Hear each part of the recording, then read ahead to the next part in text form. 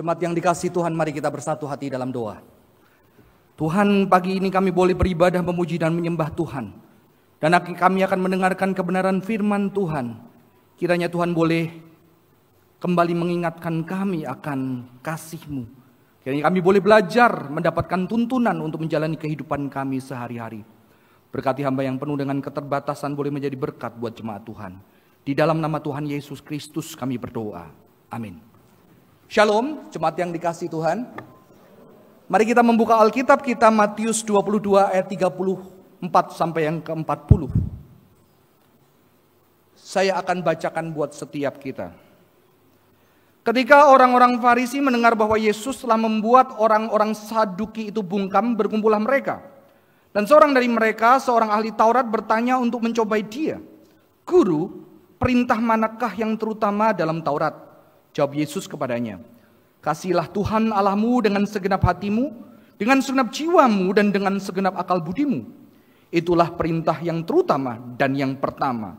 Perintah yang kedua yang sama dengan itu ialah kasihilah sesamamu manusia seperti dirimu sendiri. Pada kedua perintah inilah tergantung seluruh hukum Taurat dan kitab para nabi. Jemaat yang dikasihi Tuhan, bertahun-tahun lalu anak saya bertanya, Pak, mengapa ada dosa? Karena Adam dan Hawa makan buah.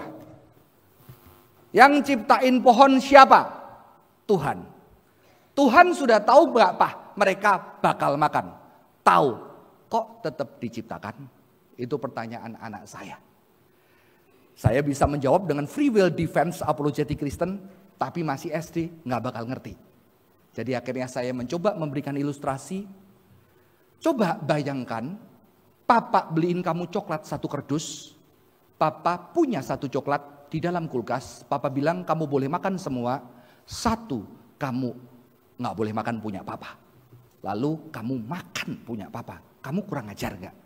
Anak saya dengan ringan menjawab, kan punya Papa pasti lebih enak. Ya maklum ya, karena kalau anak saya dapat handphone warisan terakhir, istri diwariskan ke saya wariskan ke anak, saudara-saudara. Jadi dia merasa tidak baik yang terbaik. Tapi di situ saya mulai terinspirasi tentang dosa. Berarti kamu tidak percaya Papa sayang sama kamu dengan segala aturan yang ada.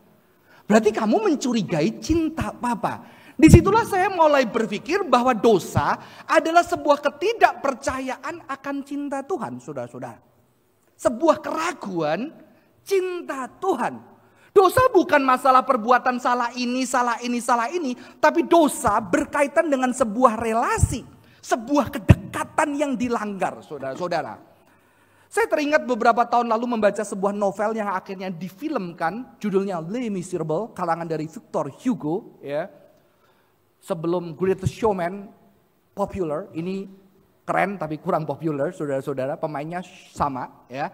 Dan di sini ada seorang kisah seorang pria yang bernama Jean Valjean.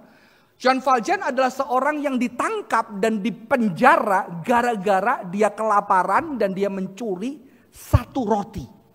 Dan dia dipenjara bertahun-tahun, dan di penjara dia mengenal kehidupan yang keras. Sejak itu dia tidak percaya ada namanya kebaikan, tidak percaya ada namanya cinta.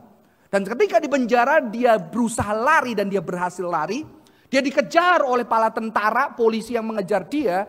Dan di dalam waktu kelaparan, kedinginan, di situ seorang rahib sepertinya, pemimpin gereja, membukakan gereja buat dia. Rumahnya buat dia. Saudara harus tahu dulu hospital, rumah sakit itu di samping gereja. Orang yang kelaparan, makan, sakit, itu di samping gereja disediakan tempat makan, dirawat dan penginapan, saudara-saudara. Jadi hospital, rumah sakit awalnya dari gereja. Dan dia mendapatkan yang namanya hospitality. Hospitality, keramah tamahan, kesanggerahan dari pemimpin gereja ini. Dia makan, saudara, bahasa hospitality, saya pernah berkhotbah. Hospitality dari kata philo, xenia. Philo, cinta, xenia, orang asing. Jadi kalau mobilnya, xenia, orang asing. Saudara, orang saleh itu adalah orang yang hospitable. Karena ini melambangkan Tuhan yang menyediakan makanan buat banyak orang. Hospitality, makanya Alkitab ditandai dengan banyak makan. Perayaan kita makan, nanti Yerusalem baru ada pesta perjamuan. Dan diawali dengan taman yang diberikan banyak makanan untuk manusia bisa puas dan kenyang dan menikmati berkat Tuhan. Maka dia mendapatkan, John Valjean mendapatkan makanan. Tapi ternyata dia sudah tidak percaya cinta. Akhirnya malam-malam dia mengendap dan dia curi semua peralatan perak mewah di gereja itu. Dan dia pukul pemimpin gereja itu, saudara-saudara. Inilah inhospitality. Inhospitality adalah dosa. Dosa ketika apa? Ketika Tuhan mengundang di dalam keramah tamahan. Ketika Tuhan mengundang Adam dan Hawa diciptakan untuk mendapatkan cinta Tuhan. Di rumah Tuhan, di taman yang Tuhan sediakan. Tapi ternyata Adam dan Hawa mengkhianati relasi dengan dia memakan makanan dari tuan rumah. Dia dikasihi, dia dicintai. Bayangkan saudara yang mempunyai anak, Anda bekerja begitu keras. Anda menabung semuanya, mempersiapkan bisnis untuk anak Anda yang dicintai. Tetapi anak Anda tidak percaya cinta itu. Dan dia mulai memalsukan semua nama perusahaan, semua nama company Anda. Dan Anda secara tulus menandatangani itu. Apakah yang Anda rasakan? Sebuah pengkhianatan.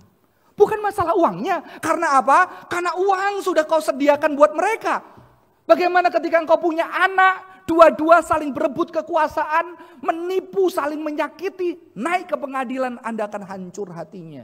Jadi dosa, saudara-saudara, jangan terfokus kepada perbuatan-perbuatan ini dan itu, nggak boleh ini dan itu. Dosa berfokus kepada sebuah cinta yang terkhianati.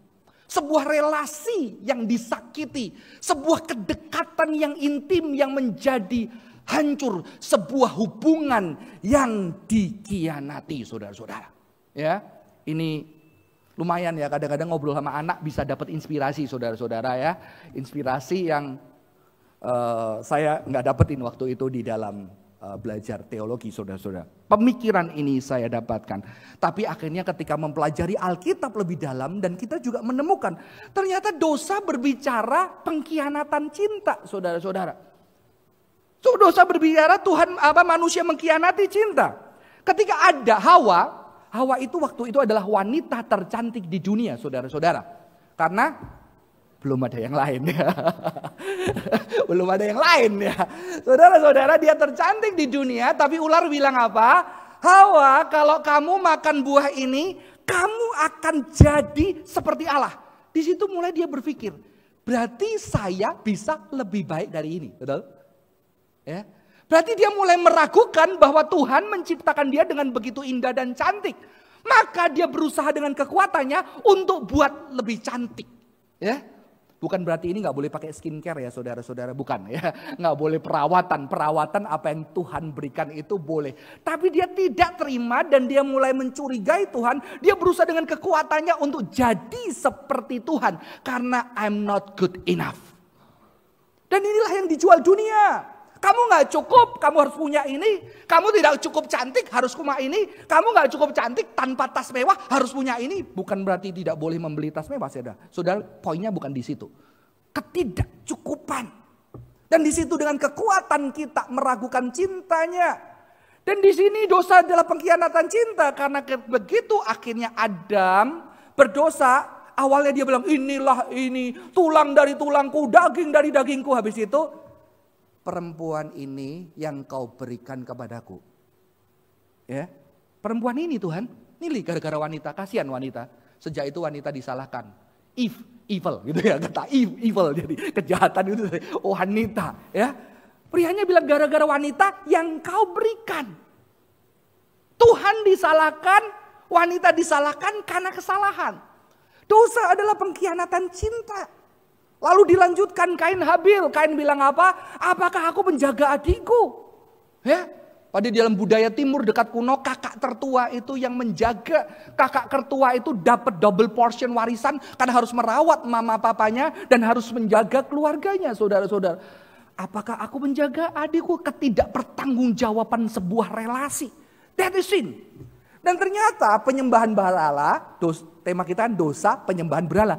Penyembahan berhala di dalam Alkitab juga ditandai dengan sebuah perzinahan atau ketidaksetiaan.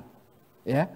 Jadi tema hari ini double ya, dosa, pengkhianatan cinta, penyembahan berhala, pengkhianatan cinta, double saudara-saudara. Ya. Maka ada ayat Alkitab mengatakan ini, mereka berzina dengan menyembah berhala-berhalanya. Lalu orang mempersembahkan korban curahan kepada ilah lain dengan maksud menyakiti hatiku. Ya. Jadi dosa bukan hanya masalah nggak boleh nggak ini. Saudara yang punya anak tahu. Ketika anak kita berbohong, bukan masalah bohongnya karena main sama teman, tidak. Dia menyakiti hati kita. Menyakiti kepercayaan kita. Sehingga kita sulit kembali percaya. Dosa bukan masalah ya udah salah aku balas. No. Ada hati yang sudah tersakiti. Dan Alkitab melihat sebagai sebuah pernikahan. Ya, makanya tema Humuse yang sampaikan beberapa minggu lalu. Pernikahan sebagai sesuatu yang sakral. Karena dosa dilambangkan seperti seorang pasangan yang berzina. Dan itu hati yang tidak pernah bisa disembuhkan. Saudara jangankan berzina. Saya berjumpa anak-anak muda. Yang ternyata dikhianati pria. Yang belum jadi suaminya, ternyata bohong, udah punya pacar, bilang gak punya pacar saudara-saudara. Sejak itu susah untuk percaya orang, betul? Susah, karena dia mulai kok ada cowok kayak gini, apa jaminan cowok yang lain itu? Anak-anak yang memiliki orang tua, yang meninggalkan mamanya, dia akan berkata, kalau dia bisa ninggalkan mama dan aku, bagaimana aku bisa lihat orang yang baru aku kenal 1 tahun, 2 tahun, terus bilang gak bakal ninggalin aku. Tidak mudah percaya saudara-saudara, karena ada cinta yang dikhianati. Inilah, jadi Tuhan kita sangat personal, sangat intim, sangat dekat. Dan dosa dilambangkan dengan pengkhianatan. Maka saya mengambil ayat tadi. Ya, ayat tadi sebetulnya juga banyak di Alkitab. Saudara harus lihat bahwa ayat tadi adalah bagian inti dari Alkitab kita, baik perjanjian lama, perjanjian baru. Maka Yesus mengatakan semua hukum Taurat Nabi tersimpul di dalam hukum kasih. Ya. Saudara-saudara, orang Yahudi itu punya namanya tevilim. Tevilim itu di jidatnya itu saudara-saudara, itu ada kotak. Ada kotak, nanti ada tali dan di sini ada kotak. Mengapa saudara-saudara? Di dalam kotak itu ada tulisannya Shema. Ya, Shema. Shema artinya dengarlah. Shema adalah sebuah pengakuan iman orang Yahudi dan juga Yesus menyuarakannya. Ini ada satu ayat yang unik. Ketika Yesus ditanya, apakah yang terutama? Tadi kita membaca dari Matius, sekarang saya baca dari Markus. Yesus jawab gini, perintah yang utama ialah, dengarlah hai orang Israel, Tuhan Allah kita, Tuhan itu Esa. Bahasa Ibrania, Shema Yisrael, Adonai Eloheinu, Adonai Ehad. Ya, ini confession of faith. Pengakuan iman, kalau pakai bahasa yang lazim, syahadat. Ya. Jadi ketika Yesus ditanya, apa yang terutama? Shema Yisrael, Adonai Eloheinu, Adonai Ehad. Orang Yahudi menyanyikan ini saudara-saudara. Ya, Shema Yisrael, Adonai Eloheinu, Adonai Ehad, Baruch Shem Kevod Malkuto. Saya pernah 7 tahun belajar aliran Yahudi Kristen, saudara. Jadi lumayan. Dan kalau di dalam ibadah Yahudi pagi disuarakan, sore disuarakan. Maka saudara sebetulnya ayat renungkanlah firman siang dan malam, terjemahan yang lebih tepat bukan merenung diem tidur saudara-saudara, tapi mengerangkan seperti singa yang terancam. Kan harus berhadapan dengan tantangan dunia yang membuat kita jauh dari cinta akan Tuhan.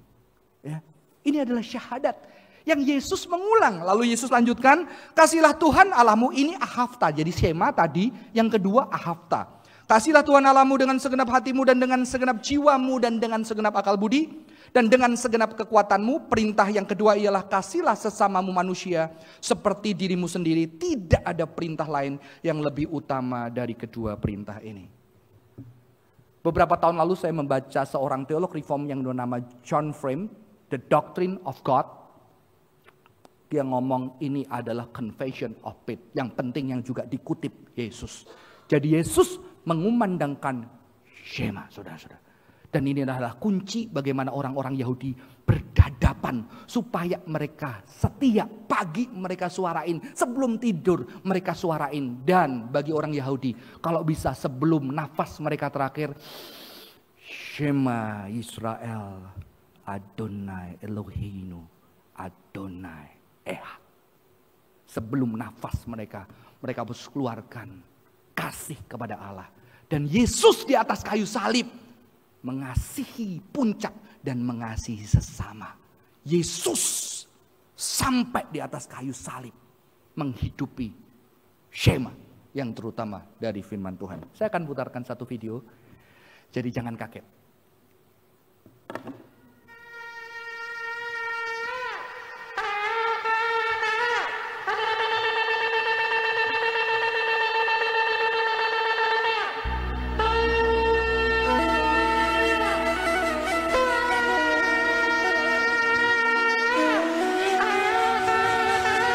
Bulan-bulan ini menjadi lebih akrab ya.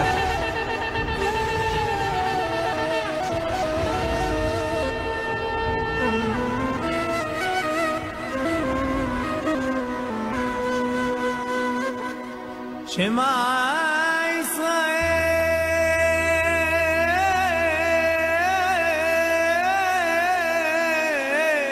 Suasana gereja kita jadi berubah, saudara-saudara. Ini Shema. Siang, malam, pagi, petang.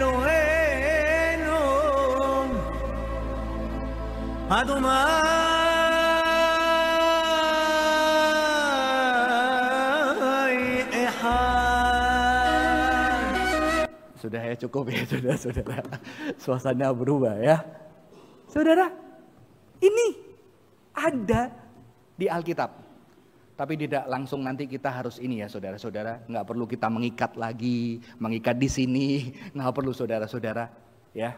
Karena Tuhan memang mau bukan cuma diikat tapi ditubuhkan di dalam kehidupan kita orang percaya. Maka dosa idolatry bagi saya adalah pengkhianatan. Pengkhianatan menyakiti Tuhan, sesama dan diri. Bertahun-tahun saya menjadi orang Kristen. Ketika berbicara idolatry, sering fokusnya hanya kepada kasih kepada Tuhan. Tapi di sini ketika saya mempelajari lebih dalam, saya melihat bahwa ternyata idolatry tidak hanya berkaitan dengan Tuhan, tapi idolatry berkaitan dengan perintah Tuhan. Ketidaksetiaan terhadap perjanjian ditandai dengan perintah Tuhan yang utama adalah mengasihi Tuhan, sesama dan diri bersama. Ya. Saya tes dulu pelajarannya. Hukum ke-1 sampai ke-4 mengasihi siapa? Dasatita mengasihi Tuhan. Ya. Hukum ke-5 sampai ke-10 mengasihi siapa? Sesama. Yang mengasihi diri hukum keberapa? Keberapa? Nggak ada. Berarti nggak boleh mengasihi diri. Cuma mengasihi Tuhan sesama. Tapi Yesus ngomong mengasihi Tuhan sesama diri. Sekarang saya tanya. Mengasihi siapa dulu? Tuhan. Yang kedua? Ada yang diri, ada yang sesama. Bingung deh gitu ya. Yang ketiga? Ya, biasanya orang Asia diri lebih rendah. Diri dulu ya. Kalau sudah kena pendidikan barat, kalau gimana bisa mengasihi sesama kalau nggak mengasihi diri? Sesama dulu saudara-saudara. Saudara saya menemukan. Ternyata 1-10 itu mengasihi Tuhan. 1-10 mengasihi sesama. 1-10 mengasihi diri. Jadi itu bukan hierarki. Karena orang Yahudi berpikir tidak seperti orang Yunani 1, 2, 3. Kita udah kebiasaan juara 1, juara 2, juara 3. Tapi kita lupa pernah ada juara 1 paralel. Gitu. Juara 1, 2. Tanyanya nilainya sama saudara-saudara. Di dalam Yahudi sesuatu yang paradoks bisa bersama-sama. Yesus 100% Tuhan, 100% manusia. Ya, kita bisa nggak nangis tapi ketawa? Sambil ketawa bisa ya. Saudara-saudara, mengasihi papa atau mama dulu? Kalau satu dulu mana? Mama, karena surga di telapak kaki ibu. Nggak ada ayatnya saudara-saudara ya. Saudara-saudara, dua-duanya betul? Jadi hukum ini tidak hierarki. Hukum ini bersamaan. Ya, saya terinspirasi dari Wing Chun gitu ya. Kan ilmu timur, tonjok dulu atau tangkis dulu. Tonjok sama tangkis bareng gitu saudara-saudara. Bisa bersamaan orang timur berpikir. Maka ketika Anda berzina, Anda sedang menyakiti siapa? Menyakiti sesama keluarga orang yang Anda berzina. Menyakiti anak Anda, keluarga Anda. Anda menyakiti orang lain, tapi ketika anak Anda tersakiti, orang lain tersakiti, Anda juga sedang menyakiti diri Anda. Dan ketika Tuhan yang menciptakan manusia dengan cinta, melihat Anda saling menyakiti, Dia juga, kalau pakai bahasa manusia, karena Tuhan tidak bisa sakit saudara-saudara, Dia juga tidak suka. Jadi perzinahan tidak mengasihi diri, tidak mengasihi Tuhan, tidak mengasihi sesama. Dulu ketika saya mengidekan ini, anggap saya sesat karena tidak mengutamakan Tuhan. Tapi puji Tuhan saya sudah punya pembelaan, ada teolog reform yang bernama John Frame. Posisinya sama kayak saya, jadi kalau sesat, dia sesat saudara-saudara ya. John Frame ya, itu bersama dengan saya posisinya. Bahwa ini sesuatu yang bersamaan. Mengasihi Tuhan sesama diri, jalan bareng. Cuma John Frame lebih aman, karena John Frame bilang gini, mengasihi Tuhan sesama diri kayak orang lari sampai finishnya bareng. Tapi kalau di mikroskop, nanti 0,0001 mengasihi Tuhan yang pertama. Ya, itu John Frame saudara, jadi lebih aman ya. Tidak dianggap tidak meninggikan Tuhan, itu posisi dia. Tapi dia lihat sama bersama-sama. Saudara, saya akan melihat idolatry di dalam perspektif ini. Ya. Idolatry artinya apa? Anda menyakiti Tuhan sesama diri. Karena perintah Tuhan, pelanggaran perintah Tuhan itu 3 hal ini. Saudara-saudara. Karena Tuhan memerintahkan mengasihi Tuhan sesama dan diri. Ketika melanggar firman Tuhan yang adalah cinta ini, cinta selalu punya dimensi ini. Maka Tuhan mengatakan hukum yang kedua yang sama dengan itu. Bukan lebih rendah, bukan nomor 2, yang sama dengan itu saudara-saudara. Mengasihi Tuhan sesama dan diri. Maka ada seorang pertapa pernah menegur anak buahnya. Karena doa 8-12 jam kalau nggak salah ya. Seingat saya ketika dia doa lama-lama dia bilang, kamu doa terus. Kapan kamu bantuin teman kamu yang lagi kerja ya. Kamu doa terus. Kapan kamu membagi berkatmu buat sesama. Ternyata ini adalah dimensi yang Tuhan berikan untuk kehidupan kita. Ya, 3 dimensi ini harus ada. Memang idealnya bareng-bareng, tapi kenyataannya kita selalu salah satu, kadang lebih. Kadang kita terlalu mengasihi keluarga. Akhirnya Tuhan bilang, kamu enggak sayang, aku kurang. Ayo belajar sayang saya. Kadang kita terlalu mengasihi Tuhan. Dan kita lupa ternyata kita tinggalkan keluarga kita pelayanan, kita tinggalkan diri kita sakit-sakitan, terus latihan. Tuhan mengatakan tubuhmu adalah bait yang harus dikasihi, keluargamu juga kasih. Kalau kamu gak mengasihi yang kelihatan, gimana kamu mengasihi yang tidak kelihatan? Jadi 3 hal ini terus bergerak di dalam kehidupan kita. Mungkin sampai akhir hidup kita, untuk kita terus belajar mengasihi sampai akhir hidup kita. Jadi idolatry tidak hanya berbicara ketika kita, fokusnya sama keluarga ya, berarti kamu tidak mengasihi Tuhan. Saya tanya, Tuhan suruh kita mengasihi keluarga enggak? Tuhan suruh kita mengasihi diri enggak? Jadi idolatry enggak mengasihi keluarga? Tergantung ya. Tergantung saudara-saudara. Maka idolatry-nya di mana? Idolatry adalah ketika Anda mengasihi keluarga Anda, membuat Anda tidak mengasihi Tuhan dan membuat Anda tidak mengasihi diri, sebuah cinta yang tidak lengkap.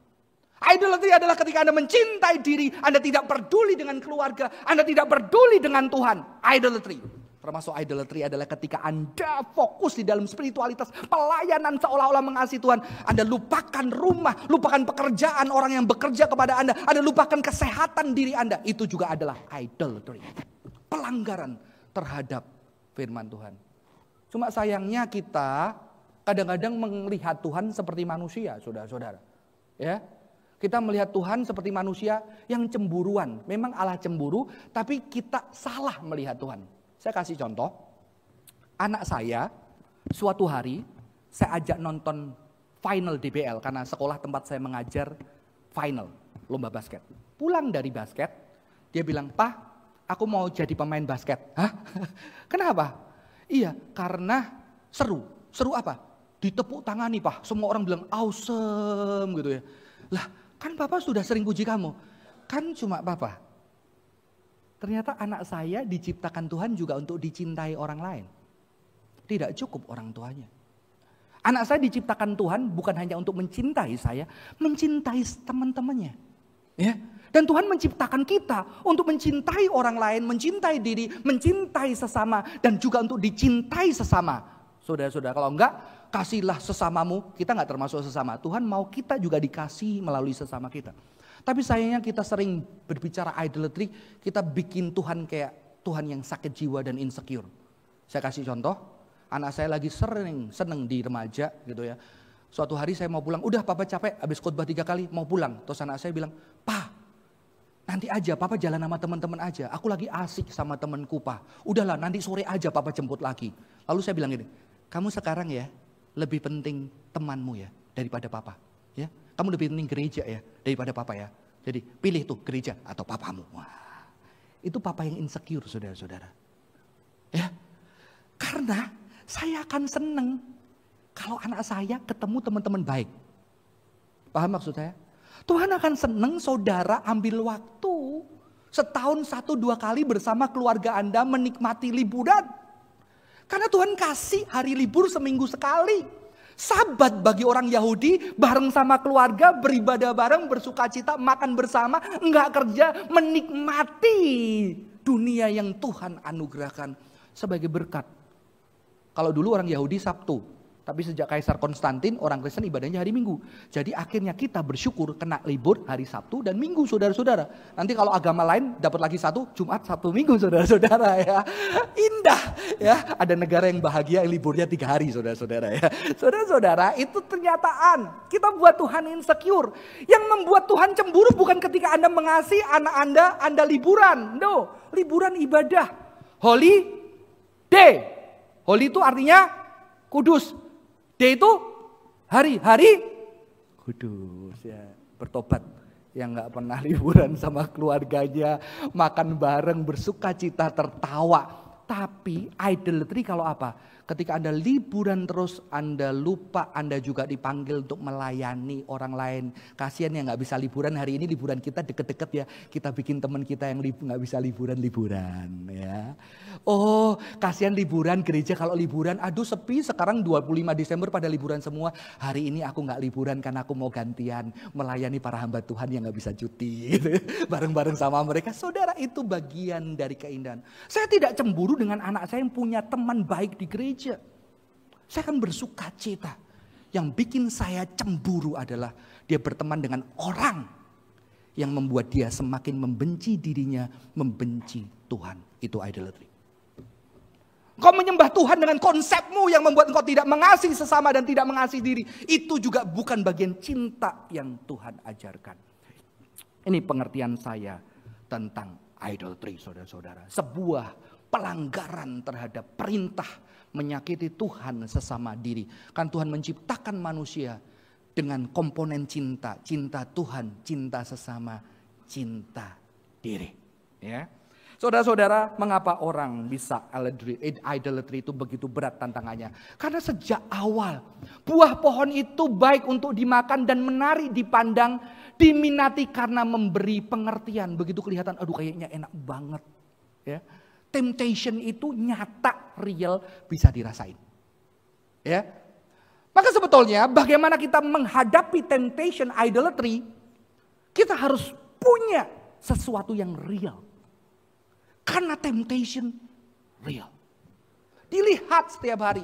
Apalagi setiap hari ada sosial media. Aduh, gue liburan gak bisa liburan temen gue. Saya sudah di airport, saya udah di kilometer sekian. Saya sudah landing, saya udah makan pasta di Italia. Waduh, kita langsung, aduh kenapa Tuhan gue kurang diberkati. Kenapa suamiku kerjanya gak gitu. Kenapa Tuhan. Kita mulai melihat yang lain. Di situ kita mulai temptation. Gimana caranya aku dapat uang lebih banyak. Gimana caranya aku bisa sukses. Di situ kita mulai sulit untuk puas.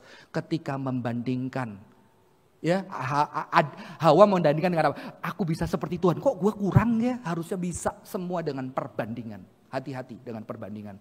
Dan sekarang itu berat. Banyak anak muda baik-baik stres. Stresnya bukan karena apa saudara-saudara. Saya dulu gak stres karena gak ada sosial media. Sekarang mereka 24 stres. Karena semua kawin, dia belum kawin saudara-saudara. Belum nikah, dia udah lihat dan udah panik. Kalau dulu zaman saya nggak bisa lihat. Yang lain udah kerja kemana-mana.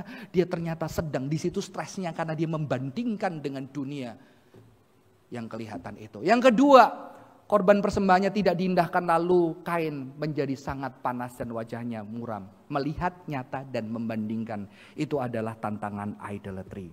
Maka bagaimana kita bisa melawan idolatry? Di dalam Alkitab cara orang Yahudi adalah Shema Ahavta. Ya.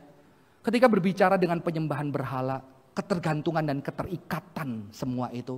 Saya tidak menganjur, nggak boleh ini, nggak boleh itu, nggak boleh. Tidak saudara. Saya justru menyarankan bagaimana kita bisa berjumpa dengan cinta yang kekal. Perjumpaan yang nyata. Yang dirasakan dengan kehidupan kita akan adanya cinta yang besar. Ada banyak anak memberhalakan pekerjaan sampai lupa waktu. Karena apa? Karena dia pengen dihargai, dia pengen diakui, dia gak mau direndahkan. Dia pernah punya orang tua bangkrut, direndahkan keluarga, dia gak mau. Dia harus bekerja keras, dia pengen angkat derajat orang tuanya. Dia gak mau bikin orang tuanya dipermalukan, maka dia rela sakit-sakitan, lembur demi dia mengangkat. Karena cinta juga. Karena cinta. Tapi cinta yang terluka akhirnya dia menggunakan waktunya. Untuk apa? Untuk dapat pengakuan. Saudara, ketika dia berjumpa dengan cinta yang besar di dalam sebuah komunitas, di gereja, di sesama, kamu tidak perlu mencapai semua itu karena kami melihat engkau adalah saudara kami yang kami cintai. Bahkan ketika engkau gagal pun, cinta kami tetap ada buat engkau. Disitulah dia mulai saudara-saudara. Buat apa aku mencari semua ini kalau aku sudah percaya aku dihargai dan dicintai? Ya. Saya ketemu seorang anak yang pengen banget banggain orang tuanya. Dia berjuang saudara-saudara. Dia berjuang setengah mati. Dia gak pernah puas dengan dirinya. Tapi akhirnya dia juara 1 paralel 1 kelas waktu SMA. Dia nangis. Karena kenapa aku gak bisa juara 1. Ternyata yang menyembuhkan saudara-saudara. Waktu penerimaan itu papanya duduk di samping dia cuma bilang, gak apa-apa kok. Papa bangga sama kamu. Ternyata itu yang menyembuhkan dia. Bukan pencapaian-pencapaian itu. Bukan setelah itu gak bekerja saudara. Setelah orang yang dicintai dia akan bekerja tanpa beban dengan cinta. Dengan sebuah kepercayaan papaku udah percaya aku dan hargain aku saudara-saudara. Saudara-saudara berjumpa dengan kasih. Membuka diri untuk merasakan kasih Tuhan sesama dan diri. Ya, orang yang terjebak dengan satu idolatry. Pengakuan, penerimaan.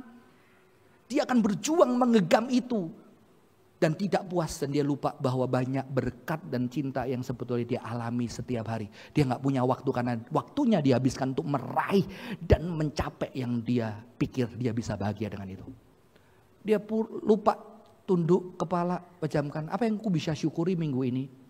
Wajah siapa yang menghadirkan senyum dan bahagia hari ini? Hal yang aku paling seneng hari ini apa? Ketika apa? Duduk sama siapa?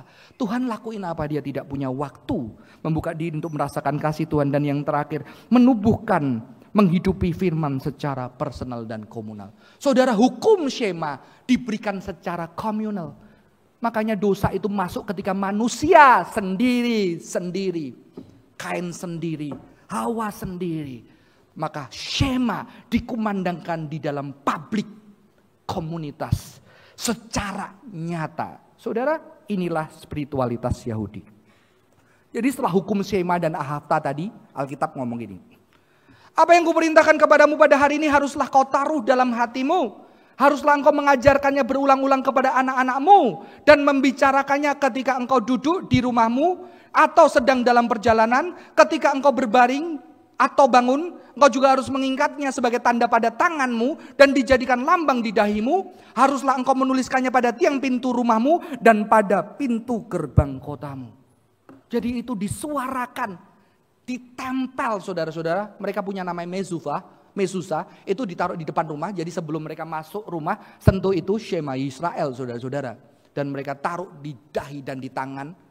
Artinya apa? Pikiran kita, hati kita, perbuatan kita. Biarlah mengasihi Tuhan semesta alam. Itu cara mereka menubuhkan di dalam komunitas untuk mereka bisa setia dan tidak jatuh di dalam penyembahan berhala. Ya, Shema dikumandangkan, dihidupi. Maka ketika kita menghidupi kasih kepada Tuhan, sesama dan diri, anak-anak kita tidak perlu keluar untuk mendapatkan pengakuan.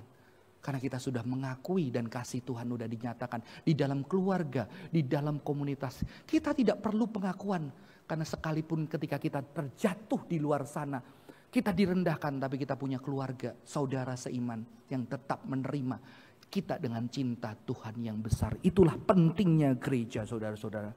Jadi jangan lawan idol itu dengan kamu menyembah berhala ya, kamu begini, harusnya kamu tidak begitu. Tapi bagaimana orang itu mengalami cinta yang besar, yang nyata. Cinta Tuhan, cinta sesama, cinta keluarga, cinta komunitas. Dan disitulah hati dia mengalami cinta dan bisa belajar mencintai. Saya akan akhiri dengan film tadi. Jean Valjean yang penuh dengan kekecewaan. Dia sudah tidak percaya ada kebaikan dan dia sudah tidak mau memilih menjadi orang baik. Bahkan dia menyakiti orang yang paling menolong dia pada waktu itu. Dia menyakiti. Dia ambil, saudara, malam-malam diambil semua perhiasan perak. Pemimpin gereja ini muncul, dipukul kepalanya menggunakan salah satu tiang lilin. Setelah itu dia pergi. Dan ketika pergi paginya polisi menangkap dia. Dan polisi menangkap dia dengan karung yang penuh dengan peralatan perak. Dan ketika dia sampai di gereja, polisi bilang, ini bilangnya dikasih kamu. Dia bilang semua peralatan itu dikasih kamu, sambil polisinya tertawa. Lalu pastor yang dipukul kepalanya, iya aku kasih dia. Malah harusnya banyak lagi, tapi dia buru-buru pergi. Dia ambil beberapa peralatan perak, ditaruh ke karungnya, dan dia peluk dia berkata, hidupmu sudah dibayar lunas oleh Tuhan. Dan akhirnya Jean Valjean mengatakan ini. Apakah aku telah mengizinkan pria ini menyentuh jiwaku dan mengajarkan cinta? Ia memperlakukanku seperti yang lain. Ia memberiku kepercayaan. Ia memanggilku saudara. Kehidupanku dia klaim sebagai milik Tuhan. Aku sungguh merasa malu. Dia berkata, aku punya jiwa. Sejak itu Jean Valjean menjadi gubernur yang sukses membantu banyak orang miskin, merawat seorang anak dari wanita yang mamanya jadi pelacur sampai meninggal. Jean Valjean sampai akhir hidupnya mengasihi Tuhan, mengasihi sesama. Saya nggak tahu dia mengasihi diri atau enggak. Saudara, inilah hidup di dalam Kristus. Inilah tidak berhala ketika kita mencintai Tuhan, sesama dan diri bersamaan di dalam perjalanan. Berhala ketika kita hanya satu dan menghilangkan yang lain. Karena Tuhan menciptakan kita untuk Tuhan, untuk sesama dan untuk diri. Tuhan tidak cemburu ketika saudara mengasihi keluarga. Karena Tuhan memerintahkan pria-pria mengasihi istri seperti Yesus. Tuhan tidak cemburu ketika Anda membahagiakan anak Anda. Tuhan mau Anda membahagiakan anak Anda. Karena itu cinta dari Tuhan. Tapi juga Tuhan mau banyak keluarga dan anak-anak yang tidak beruntung yang bisa juga melalui tangan Anda. Anak-anak itu merasakan cinta. Dan juga Tuhan mau kita bersama-sama merasakan cinta Tuhan. Sebelum saya akhiri khotbah saya akan ada sedikit tes saudara-saudara. Tolong diikuti ya, karena rame-rame gak malu ya. Saudara taruh tangannya gini, ya, taruh hal yang paling berharga di kita situ satu yang paling berharga. Keluarga, istri, anak, apapun. Satu udah. Sekarang taruh sini saudara.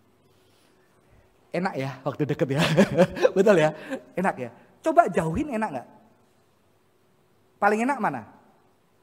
Nempel semua. Bayangkan kalau itu hilang dari hidup Anda. Sakit kan? Itulah yang paling berharga. Sekarang saya tetap aja ditaruh dulu. Saya boleh jawab, kemungkinan besar itu bukan Tuhan Yesus ya. Saudara, saya sudah tes semua teman-teman saya yang sekolah lulusan Reform. Nggak ada yang Tuhan Yesus termasuk saya. Sekarang saya tanya yang kedua. Yang kedua, itu bukan Anda, betul? Anda tidak taruh diri Anda di situ? Anda tidak taruh Tuhan Yesus di situ. Yang Anda taruh siapa? Suami, istri, keluarga, anak, orang tua. Cinta kita nyata, terbatas. Boleh nggak sekarang taruh Tuhan Yesus? Taruh diri Anda. Karena kalau Anda cintai keluarga Anda juga pengen Anda berbahagia. Jadi dia tidak butuh pasangan yang berkorban meninggalkan kebahagiaan buat dirinya.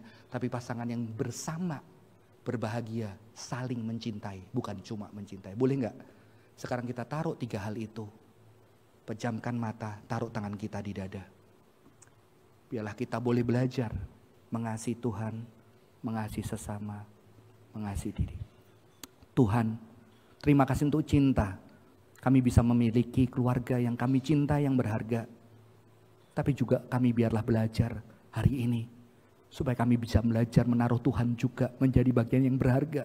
Karena keluarga kami pun anugerah Tuhan. Terima kasih untuk cinta Tuhan melalui keluarga, orang yang kami cintai. Tapi juga kami belajar Tuhan, menghargai dan mencintai diri kami, yang juga anugerah Tuhan. Sayangnya kerap kali kami memaksa diri kami, menempa diri kami untuk membahagiakan orang-orang yang di sekitar kami. Bahkan untuk melayani Tuhan. Padahal Tuhan mencintai kami, rela mati demi kami, untuk kami bisa merasakan cinta Tuhan. Biarlah kami belajar mencintai diri, mencintai sesama, mencintai Tuhan. Sehingga kami tidak terjebak di dalam idolatry yang menjauhkan kami dari cinta Tuhan, cinta diri, dan cinta sesama. Biarlah cintamu kekal Tuhan. Di dalam nama Tuhan Yesus kami berdoa. Amin. Tuhan Yesus memberkati.